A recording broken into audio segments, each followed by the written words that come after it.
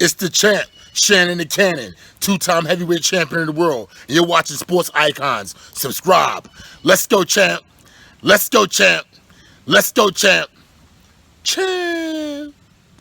Now, over the past few weeks, I've been seeing a lot of comments daily of people saying things along the lines of Deontay Wilder is one of the biggest punchers in the history of the heavyweight division. One of the most dangerous single knockout punchers in the history of the heavyweight division.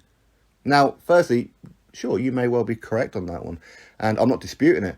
But my question to all of you is, if you look at all the knockout wins that Deontay Wilder has, whether it's legitimate knockout cold, whether it be the referee stepped in or the team pulled him out due to injury or whatever it may be, they all go down as knockouts. But name me just two opponents that Deontay Wilder has fought, knocked out, that you think maybe, I don't know, Tyson Fury couldn't have? Just two. Now, Deontay Wilder, 91% knockout ratio, 41 knockouts. That's pretty impressive. Of course it is. I mean, listen, if they're McDonald's workers, if they're cab drivers, if they're bin men, makes no difference. Okay, they're still grown men who walked into the ring and got knocked out by Deontay Wilder. So, of course, it's very impressive. But 91%, sure, that's a high percentage. Tyson Fury, 68%. Anthony Joshua, 84%. Vladimir Klitschko, is it 76%, something like that? I could go on. So Wilder has a higher percentage knockout, but does that mean he should go down in history as one of the biggest punchers in the heavyweight division? Well, maybe if you could name me at least two names that maybe a Tyson Fury, who would not go down as one of the biggest punchers in heavyweight history, could not have knocked out. Now, again, we can compare it on percentages. Well, look at who it is that say Tyson Fury, 68% knockout ratio, which of course includes Deontay Wilder on two occasions, but he's fought better opposition than Deontay Wilder. So of course, if you fight better opposition, you're less chance of getting the knockout win. But also, let's not forget as well, Tyson Fury, for quite some time, he was making the transition into the pure boxer. He was perfecting his art, his craft. So he needed the rounds. He was going the rounds, practicing new things. So when eventually he did step up, he was ready. Okay? Look at Anthony Joshua. Anthony Joshua, 84% knockout ratio. It's not as high as Wilder's 91%. But Joshua's fought better opposition than Deontay Wilder. Vladimir Klitschko, his knockout ratio is at 76% or something like that. Look at who it is that he knocked out. You want to look back on the history of the heavyweight division, you can bring out the names of Ernie Shavers, Muhammad Ali, George Foreman, Mike Tyson, Lennox Lewis, whatever.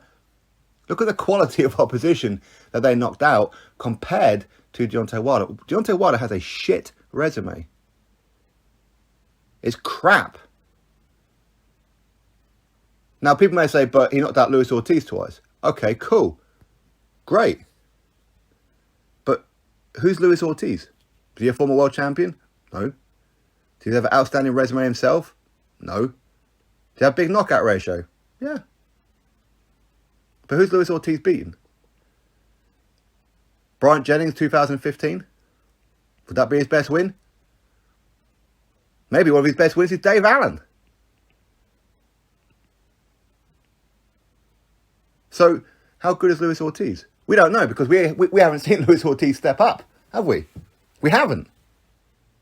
Okay, so he was dominating Deontay Wilder for both of those fights up until he got stopped.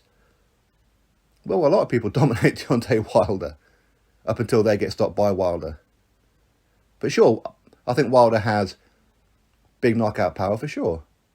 Again, you see people say, well, Deontay Wilder, put him in front of Anthony Joshua goes to sleep.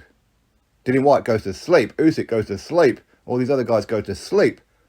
Well, it's very well saying it, but it's nothing to prove it. He hasn't proved it, has he?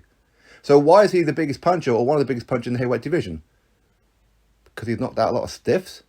And I know why some people are doing it is to prop up the win or wins even, for Tyson Fury. And yeah, they are very good wins. For sure they are. No one's taken anything away from Tyson Fury and those wins. They're not. But the win isn't as good as the Vladimir Klitschko one. That is a better win than Deontay Wilder. He could fight and defeat and knock out Deontay Wilder 10 times.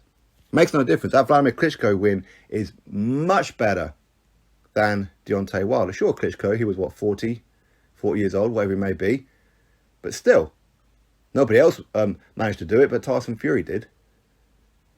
So don't tell me that Deontay Wilder is one of the biggest punchers in the heavyweight division history. He's not. There are many, many, many, many, many fighters out there who have a huge, huge knockout ratio. Again, look at who it is that they've fought.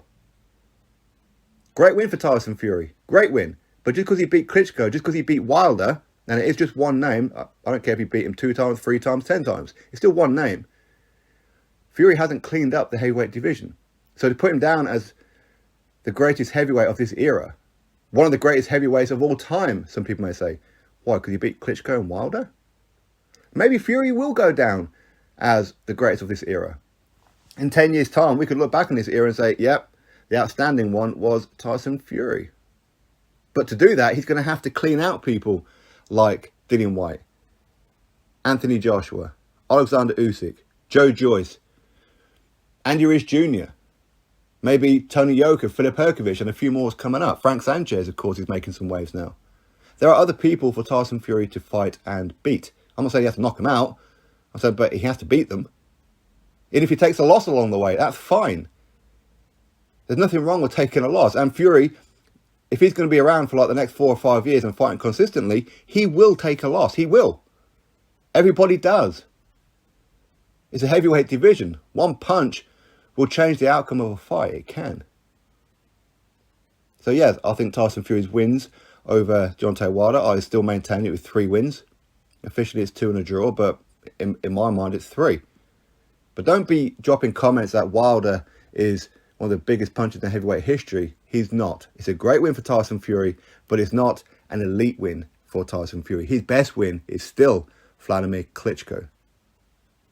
If he was to fight and defeat Dillian Whyte, that would be a better win than Deontay Wilder. Why? Because Dillian Whyte has fought and defeated better opposition than Deontay Wilder has. If he was to fight and defeat Anthony Joshua, even though Anthony Joshua has taken 2 losses now, that would be a better win on the resume for Tyson Fury than Deontay Wilder, because Anthony Joshua's resume is so much better. Anyway, my thoughts, you drop me yours. Click thumbs up and of course subscribe. And I'll catch you all on the very next video.